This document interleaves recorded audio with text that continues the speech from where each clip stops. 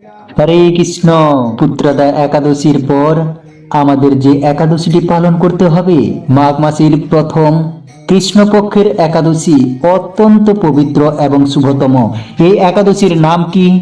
কবে এই ব্রত পালন করতে হবে? এই একাদশীর সঙ্গে তিলের কি সম্পর্ক?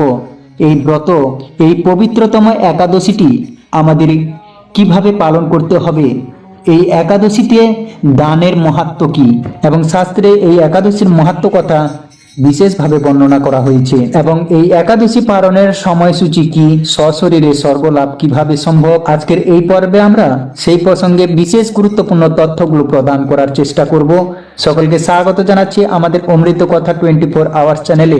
আমরা সবসময় চেষ্টা করি সনাতন ধর্মীয় ধর্মের তথ্যগুলোকে এবং নানা দেবদেবীর ব্রত কথা, 12 মাসের 13 পার্বণের বিশেষ গুরুত্বপূর্ণ তথ্যগুলোকে আপনাদের সাথে উপস্থাপনা করতে, শেয়ার করতে। তাই আসুন আগামী কিছুক্ষণ সময় ধৈর্য ধরে ভক্তি এবং শ্রদ্ধার সহিত আজ এই শর্তিলা একাদশীর বিশেষ গুরুত্বপূর্ণ তথ্যগুলো জেনে নিন।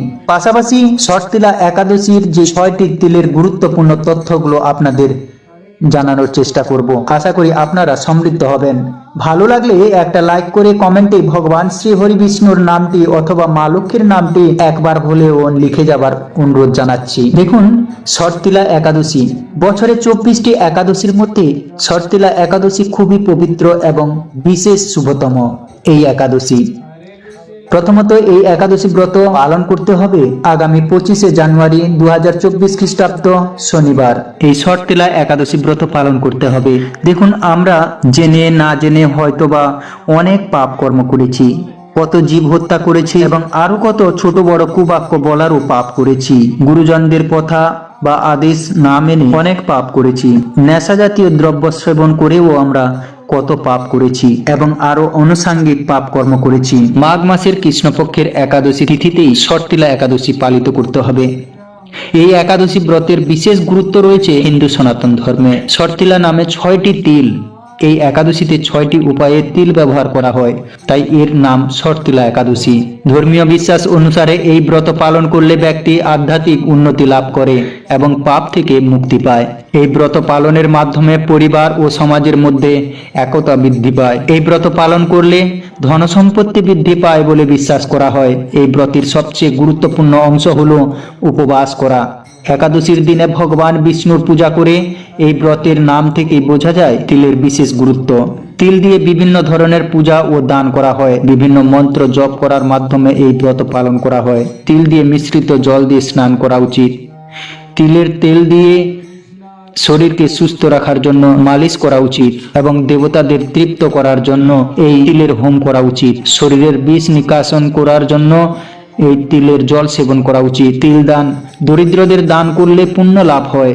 তিলের তৈরি খাবার শরীরের পুষ্টিকরের জন্য তিল মিশ্রিত জল দিয়ে স্নান করতে হবে। তিলের তেল দিয়ে মালিশ করতে হবে, তিলের হোম করতে হবে এবং তিলের জল সেবন করতে হবে। তিল দান করতে হবে এবং তিলের তৈরি খাবার ভগবানকে অর্পিত করতে হবে। তো এই বিশেষ শর্তিলার 6টি বিশেষ গুরুত্ব এটাই ছিল। এবার আসি শর্তিলা একাদশীর ফল। হ্যাঁ, তো এটা বড় প্রশ্ন যে শর্তিলা একাদশী পালন করলে আমরা কি ফল লাভ করব। এই ব্রত পালন করলে মোক্ষ লাভের সম্ভাবনা থাকে, বিভিন্ন ধরনের পাপ থেকে মুক্তি মেলে, ধন সম্পত্তি বৃদ্ধি পায়, জীবনে সুখ শান্তি বজায় থাকে। আপনাদের মনে প্রশ্ন থাকতে পারে যে একাদশীতে পঞ্চরবি শস্য খেতে মানা করা হয়েছে, কিন্তু শর্তিলা একাদশীর দিন কেন তিল খাওয়া অতি আবশ্যক? তো এই বিস্তারিত তথ্য আপনারা জেনে নিন। সাধারণত একাদশীতে পঞ্চরবি শস্য খাওয়া নিষেধ থাকলেও শর্তিলা একাদশীতে তিল খাওয়ার বিশেষ ব্যবস্থা রয়েছে। এর পেছনে রয়েছে গভীর ধর্মীয় এবং পৌরাণিক কারণ। পুরাণ অনুসারে সমুদ্র মন্থনের সময় দেবতাদের এবং অসুরদের মধ্যে তুমুল যুদ্ধ উৎপন্ন হয়েছিল। বিশ্বাস করা হয় যে তিলের মধ্যে অমৃতের অংশ রয়েছে, তাই এই পবিত্র তিথিতে তিল খেলে দেহ পবিত্র হয় এবং আধ্যাত্মিক উন্নতি হয়। শর্তিলা একাদশীতে তিল ব্যবহারের বিশেষ নির্দেশ রয়েছে এই কারণে। এই দিনে তিল খেলে এবং দান করলে পাপ মোচন হয় এবং মোক্ষ লাভ হয়। এবং আয়ুর্বেদিক অনুসারে তিল শরীরের জন্য অত্যন্ত উপকারী। এতে প্রচুর পরিমাণে ক্যালসিয়াম, আয়রন এবং অ্যান্টিঅক্সিডেন্ট থাকে। এই একাদশীতে তিল খাওয়া শরীরকে সুস্থ রাখতে সাহায্য করে। শর্তিলা একাদশীতে তিল খাওয়ার পেছনে ধর্মীয়, পৌরাণিক এবং আয়ুর্বেদিক তিনটেই গুরুত্বপূর্ণ কারণ রয়েছে। এই একাদশীতে তিলের বিশেষ ব্যবহার শরীর ও মনের জন্য উপকারী, তাই এই শর্তিলা একাদশীতে তিল খাওয়া বিশেষ নিয়ম রয়েছে। তো আমাদের এই শর্তিলা একাদশী ব্রত পালন করতে হবে আগামী 25শে জানুয়ারি 2025 খ্রিস্টাব্দ শনিবার, মাঘ মাসের 1431 বঙ্গাব্দের 11 তারিখ শনিবার শর্তিলা একাদশী ব্রত পালন করতে হবে। মাঘ মাসের কৃষ্ণপক্ষের একাদশী ব্রত এবং পালন করতে হবে 12ই মাঘ রবিবার 26শে জানুয়ারি সকাল 10টার মধ্যে আমাদের পালনটা সেরে নিতে হবে। পালন মন্ত্র হচ্ছে একাদশাং নিরাহার ব্রতে নান কেশব প্রসিদ্ধ সম্মুখনাথ জ্ঞান দৃষ্টি প্রদ ভব। একাদশাং নিরাহার ব্রতে নান কেশব প্রসিদ্ধ সম্মুখনাথ জ্ঞান দৃষ্টি প্রদ ভব। এই পালন মন্ত্রটি 3 বার পাঠ করে আমাদের অবশ্যই যথাসময়ে এই একাদশী পালন করে নিতে হবে। পালনটাই অতি আবশ্যক। সকাল 10টার মধ্যে অবশ্যই আপনারা পালন করে নেবেন। মাঘ মাসের কৃষ্ণপক্ষের শর্তিলা একাদশীর মাহাত্ম্য ভবিষ্যৎ পুরাণে বর্ণিত আছে। যুধিষ্ঠির মহারাজ বললেন, হে জগন্নাথ, মাঘ মাসের কৃষ্ণপক্ষের একাদশী তিথির নাম কি, বিধি বা কি এবং তার কি ফল, সবিস্তারে বর্ণনা করুন। তদুত্তরে ভগবান বললেন, হে রাজন, এই একাদশী শর্তিলা নামে জগতে বিদিত। একসময় দালব্য ঋষি মুনিশ্রেষ্ঠ পুলস্তকে জিজ্ঞাসা করলেন, মর্তলোকে মানুষেরা ব্রহ্ম হত্যা, গো হত্যা, অন্যের সম্পদ হরণ আদি পাপ কর্ম দ্বারা নরকে গমন করে, যাতে তারা নরক গতি থেকে রক্ষা পায় তা যথাযথভাবে আমাকে উপদেশ করুন। অনায়াসে সাধন করা যায় এমন কোনো কাজের মাধ্যমে যদি তাদের এই পাপ থেকে উদ্ধার কোনো উপায় থাকে তবে তা বলুন। ঋষি পুলস্ত বললেন, হে মহাভাগ, তুমি একটি গোপনীয় উত্তম বিষয়ের প্রশ্ন করেছ। মাঘ মাসে সূচি, জিতেন্দ্রিয়, কাম, ক্রোধ আদি শূন্য হয়ে স্নানের পর সর্বদেবেশ্বর শ্রীকৃষ্ণের পূজা করবে। পূজাতে কোনো বিঘ্ন ঘটলে কৃষ্ণ নাম স্মরণ করবে। রাত্রিতে অর্চনান্তে হোম করবে। তারপর চন্দন, অগরু, কর্পূর ও শর্করা প্রভৃতি দ্বারা নৈবেদ্য প্রস্তুত করে ভগবানকে নিবেদন করবে। কুষ্মাণ্ড, নারকেল অথবা 100 গুবাগ দিয়ে অর্ঘ্য প্রদান করবে। কৃষ্ণ কৃষ্ণ কপালস্তম গতিতানাং গতির্ভব ইত্যাদি মন্ত্রে শ্রীকৃষ্ণের পূজা করতে হয়। কৃষ্ণ আমার প্রতি প্রীত হন বলে যথাশক্তি ব্রাহ্মণকে জলপূর্ণ কলস, ছত্র, বস্ত্র, পাদুকা, গাভী ও তিল পাত্র দান করবে। স্নান দান আদি কার্যে কালো তিল অত্যন্ত শুভ। হে দ্বিজোত্তম, ওই প্রদত্ত তিল থেকেই পুনরায় যে তিল উৎপন্ন হয় তত বছর দানকারী স্বর্গলোকে বাস করে। তিল দ্বারা স্নান, তিল শরীরে ধারণ, তিল জলে মিশিয়ে তা দিয়ে তর্পণ, তিল ভোজন এবং তিল দান, এই 6 প্রকার বিধানে সর্বপাপ বিনষ্ট হয়ে থাকে। এই জন্য এই একাদশীর নাম শর্তিলা। হে যুধিষ্ঠির, এক সময় নারদ ও এই শর্তিলা একাদশীর ফল ও ইতিহাস সম্পর্কে জানতে চাইলে যে কাহিনী আমি বলেছিলাম তা এখন আমি তোমার কাছে বর্ণনা করছি। পুরাকালে মর্তলোকে এক ব্রাহ্মণী বাস করত। সে প্রত্যহ ব্রত আচরণ ও দেব পূজা পরায়ণ ছিল। উপবাসক্রমে তার শরীর অত্যন্ত ক্ষীণ হয়ে গেছিল। সেই মহাসতী ব্রাহ্মণী অন্যের কাছ থেকে দ্রব্যাদি গ্রহণ করে দেবতা, ব্রাহ্মণ, কুমারীদের ভক্তি ভরে দান করত, কিন্তু কখনো ভিক্ষুককে ভিক্ষা দান ও ব্রাহ্মণকে অন্নদান করেনি। এইভাবে বহু বছর অতিক্রান্ত হলো। আমি চিন্তা করলাম, কষ্টসাধ্য বিভিন্ন ব্রত করার ফলে এই ব্রাহ্মণের শরীরটি শুকিয়ে যাচ্ছে। সে যথাযথভাবে বৈষ্ণবদের অর্চন ও করেছে, কিন্তু তাদের পরিতৃপ্তির জন্য কখনো অন্ন দান করেনি। তাই আমি একদিন কাপালিক রূপ ধারণ করে তামার পাত্র হাতে নিয়ে তার কাছে গিয়ে ভিক্ষা প্রার্থনা করলাম। ব্রাহ্মণী বলল, হে ব্রাহ্মণ, তুমি কোথা থেকে এসেছো, কোথায় যাবে তা আমাকে বলো। আমি বললাম, হে সুন্দরী, আমাকে ভিক্ষা দাও। তখন সে ক্রুদ্ধ হয়ে আমার পাত্রে একটি মাটির ঢিলা নিক্ষেপ করলো। তারপর আমি সেখান থেকে চলে গেলাম। বহুকাল পরে সেই ব্রাহ্মণী ব্রত প্রভাবে সশরীরে স্বর্গে গমন করলো। মাটির ঢিলা দানের ফলে একটি মনোরম গৃহ সে প্রাপ্ত হলো। কিন্তু হে নারদ, সেখানে কোনো ধান ও চাল কিছুই ছিল না। গৃহ শূন্য দেখে মহাক্রোধে সে আমার কাছে এসে বলল, আমি ব্রত করেছি, সাধনা ও উপবাসের মাধ্যমে নারায়ণের আরাধনা করেছি। এখন হে জনার্দন, আমার গৃহে কিছুই দেখছি না কেন? হে নারদ, তখন আমি তাকে বললাম, তুমি নিজ গৃহে দরজা বন্ধ করে বসে থাকো। মর্তলোকের মানবী সশরীরে স্বর্গে এসেছে শুনে দেবতাদের পত্নীরা তোমাকে দেখতে আসবে, কিন্তু তুমি দরজা খুলবে না। তুমি তাদের কাছে শর্তিলা ব্রতের পূর্ণ ফল প্রার্থনা করবে। যদি তারা সেই ফল প্রদানে রাজি হয় তবেই দরজা খুলবে। এরপর দেবপত্নীরা সেখানে এসে তার দর্শন প্রার্থনা করলো। তাদের মধ্যে এক দেবপত্নী তার শর্তিলা ব্রতজনিত পূর্ণ ফল তাকে প্রদান করলো। তখন সেই ব্রাহ্মণী দিব্য কান্তি বিশিষ্টা হলো এবং তার গৃহ ধনধান্যে ভরে গেল। তার উদ্ঘাটন করলে দেবপত্নীরা তাকে দর্শন করে বিস্মিত হলেন। হে নারদ, অতিরিক্ত বিষয় বাসনা করা উচিত নয়। বিত্ত, স্বার্থ ও অকর্তব্য নিজ সাধ্য মতো তিল, বস্ত্র ও অন্নদান করবে। শর্তিলা ব্রতের প্রভাবে দারিদ্রতা, শারীরিক কষ্ট, দুর্ভাগ্য প্রভৃতি বিনষ্ট হয়। এই বিধি অনুসারে তিল দান করলে মানুষ অনায়াসে সমস্ত পাপ থেকে মুক্ত হয়। এই ছিল আজকের শর্তিলা একাদশীর ব্রত মাহাত্ম্য।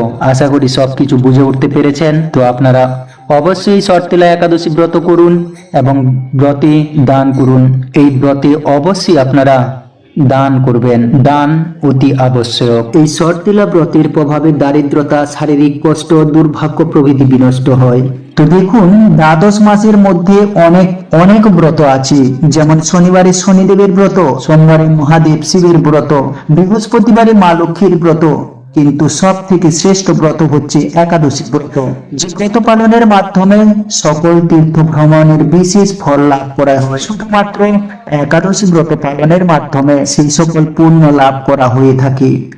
একাদশীর দিনটি ভগবান বিষ্ণুকে প্রসন্ন করার এবং লক্ষ্মীর সান্নিধ্য লাভ করার দিন। তো দেখুন, কেবলমাত্র ব্রত বা উপবাস করা নয়, ভগবান শ্রী বিষ্ণুর পূজা অর্চনা করা, ভগবান শ্রীহরির বিষ্ণুর মন্ত্র দিনটি নাম জপ করে যদি কোনো ব্যক্তি সারাদিন অতিবাহিত করতে পারে, তবে সে ব্যক্তি ভগবানের খুব প্রিয় হয়ে থাকে।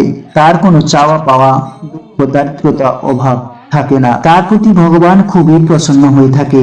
আর যার প্রতি ভগবান প্রসন্ন হয়ে থাকে তার কোনো চাওয়া পাওয়া, দুঃখ, দারিদ্রতা, অভাব, অনটন বলতে কি জিনিস থাকে না, থাকতে পারেও না। আমাদেরকে ভগবান এমন একটা সুযোগ দিয়েছেন, বা বলতে পারা যায় একটা অফার করেছেন, প্রতিটা জীবকে ভক্তি মার্গে নিয়ে আসার, ধর্মের পথে অগ্রসারিত হয়। তেমনি একাদশীর দিনটি হচ্ছে একটা বিশেষ দিন। এই দিনটাকে হরিবাসর বলা হয়, যেদিন ভগবানের পুজো করা হয়, ইষ্টদেবের পূজা করা হয়, ঠাকুরের সেবা পুজো করা হয়। ভক্তি করে উপবাস করা খুবই গুরুত্বপূর্ণ এবং মাহাত্ম্যপূর্ণ বলা হয়েছে। তো দেখুন, প্রথমে তো বলেছিলাম যে 1000 অশ্বমেধ যজ্ঞ। এই অশ্বমেধ যজ্ঞের অনেক বহুমূল্য বস্তু দান করতে হয়। বৈদিক যুগে রাজারা হাজার হাজার বছর তপস্যা খুবই কষ্টসাধ্য, তবে পুণ্যবান রাজারাই এই যজ্ঞ করতে পারতেন। এই রকম করে একটি অশ্বমেধ যজ্ঞ ফল প্রাপ্তি করতে পারতেন। যে ব্যক্তি বা যিনি এই একাদশী ব্রত ভক্তি এবং শ্রদ্ধার সাথে পালন করতে পারবে, একাদশী ব্রত পালনের মাধ্যমে 100 অশ্বমেধ যজ্ঞ, 100 অশ্বমেধ যজ্ঞ করার ফল প্রাপ্তি করা যায় শুধুমাত্র এই একাদশী পালন করে। সেই একাদশী ব্রত যেমন সব ব্রত উপবাসের মধ্যে সর্বশ্রেষ্ঠ উপবাস, তেমনি সমস্ত যজ্ঞের মধ্যে একটা যজ্ঞ হচ্ছে এই অশ্বমেধ যজ্ঞ। এ সারা বিশ্বে একই সময় ব্রত পালন করা হচ্ছে। পুজোর স্থানে একটি চৌকিতে হলুদ কাপড় বিছিয়ে তার উপর ভগবানের মূর্তি বা ছবি স্থাপন করে পুজোর ডান দিকে একটি ঘিয়ের প্রদীপ জ্বালান। তারপর ভগবানকে সিঁদুর, চন্দন নিবেদন করুন। সেই সঙ্গে ভগবানকে হলুদ, কুমকুম অর্পণ করুন। এটি করার পর ওম নমো ভগবতে বাসুদেবায় নমঃ মন্ত্রটি জপ করবেন। ভগবানকে পুষ্প এবং ফুলমালা অর্পণ করবেন। তারপর পঞ্চামৃতে তুলসী পাতা দিয়ে ভগবানকে নিবেদন করুন। মিষ্টি ও ফল নিবেদন করুন। একাদশীর মাহাত্ম্য পাঠ করুন বা শ্রবণ করুন। পুজো শেষে বিষ্ণু সহস্র নাম জপ করুন, আরতি করুন। আরতি করার পর সবশেষে প্রসাদ বিতরণ করুন। ভিডিওটির মূল প্রসঙ্গ, এদিন পঞ্চরবি শস্য গ্রহণ করবেন না, আমিষ জাতীয় কোনো খাবার গ্রহণ করবেন না। এদিন পরনিন্দা, পরচর্চা, মিথ্যা ভাষণ বলা থেকে এড়িয়ে চলুন। স্ত্রী সহবাস সম্পূর্ণরূপে নিষিদ্ধ। শ্রীমদ্ ভাগবত গীতা অধ্যয়ন করুন। এই একাদশীকে কেন সনাতন শাস্ত্রে এতটা প্রাধান্য দেওয়া হয়েছে? কেননা একাদশী ব্রত আমরা ভগবান শ্রী বিষ্ণুকে উৎসর্গকৃত করি। সেটা যে বারেই হোক না কেন, যেমন আমরা বৃহস্পতিবার মা লক্ষ্মীর দিন, শনিবার শনি দেবতার দিন, সোমবার ভগবান শিব মহাদেবের দিন, কিন্তু একাদশী ব্রতের দিনটি যেবারে হোক না কেন এটি হচ্ছে ভগবান শ্রী বিষ্ণুর দিন, অত্যন্ত পবিত্র এবং ভগবানের অতি প্রিয় দিন। এই দিনে যদি কোনো ব্যক্তি উপবাস করে সারাদিন ভগবানের নাম জপ করে, ভগবানের গুণগান করে, ভগবানের মন্দিরে গিয়ে বা ঘরে ভগবানের নাম শ্রবণ করে, নাম জপ করে, ভগবানের পুজো করতে পারে, এতে ভগবান বিষ্ণু তার প্রতি অত্যন্ত প্রসন্ন হন। দেখুন, ভগবানকে সন্তুষ্ট করার জন্য অনেক প্রকার মাধ্যম রয়েছে। যাগ যজ্ঞ করা, বিশেষ ধর্মানুষ্ঠান করা যায়, ধ্যান করা যায়, এরকম অনেক প্রকার মাধ্যম রয়েছে, কিন্তু তার মধ্যে একটা শ্রেষ্ঠ উপায় হচ্ছে ভগবানকে প্রসন্ন করার এই একাদশী ব্রত করা। যদি কোনো ব্যক্তি ভক্তি করে উপবাস করে, একাদশী ব্রত পালন করে, ভগবানের পুজো, নাম, গুণগান বিশেষ মনোযোগ সহকারে ভগবানের ভক্তিতে লীন হতে পারে, তার জীবনের দুঃখ দারিদ্রতা দূরীভূত হয়, সেই সংসারের অভাব দূরীভূত হয়, জীবনের সুখ সমৃদ্ধি অর্থ লাভ করে, তার জীবন হয়ে ওঠে সুখময় আর মঙ্গলময়, প্রতিটা ক্ষেত্রে সফলতা অর্জন করতে পারে। আর এই সব কিছু পাওয়ার জন্য পুরাকালে যুগ যুগ ধরে ধ্যান করত ভক্তগণ, নাম জপ আদি করে ঋষি মুনির জ্ঞান লাভ করত। আজ সেখানে শুধুমাত্র একাদশী পালন করে এই কলিকালে ভগবান আমাদের এত সুন্দর অফার দিয়েছেন যে শুধুমাত্র একাদশী ব্রত পালন করে সেই সকল আমরা প্রাপ্ত করতে পারি।